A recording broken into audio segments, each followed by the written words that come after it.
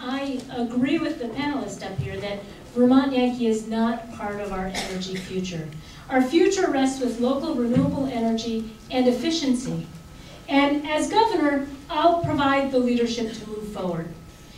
You know, we already have a model here for the nation in efficiency, but we could be doing so much more. We're just skimming the surface. You know, efficiency efforts are not only vital in terms of saving energy, but it also is a way we can create jobs, more economic stimulus. And for every dollar that we invest in efficiency, we get $3 back. There's a recent study that I read just yesterday that said American businesses could save $10 billion just by using off-the-shelf efficiency measures. That's it, off the shelf. We could be doing so much more as a state. The question was also about wind, and so I'd like to talk about that for a minute. I am a supporter of wind. I think wind is an important part of our energy future. It's one of our natural resources. But wind, like all other energy generations, has environmental impacts, and we just have to face that. That's the leadership challenge here, and I believe they need to be responsibly handled.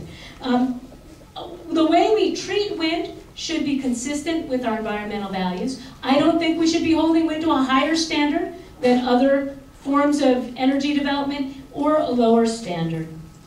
I also believe that local energy projects are very good for our economy. It circulates our dollars, it lets us keep control of our energy needs, and that creates some stability. And, you know, and finally, I guess, while I don't think wind is appropriate everywhere, I do believe that wind is appropriate in many places in Vermont.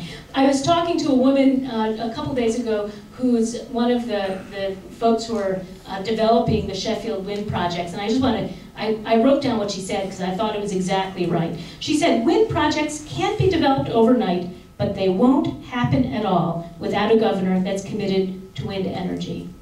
That's true, right? And I'll be there. Vermont Yankee. Peter does a great job of outlining the 5 reasons why we shouldn't support. I'd say maybe I'm the optimist, and I keep saying, could you give me one reason why we should? They haven't. I don't think they can. What is amazing to me about this administration is that we have no plan for what happens when we close Vermont Yankee. I can't imagine, I call this administration, they are plan phobic.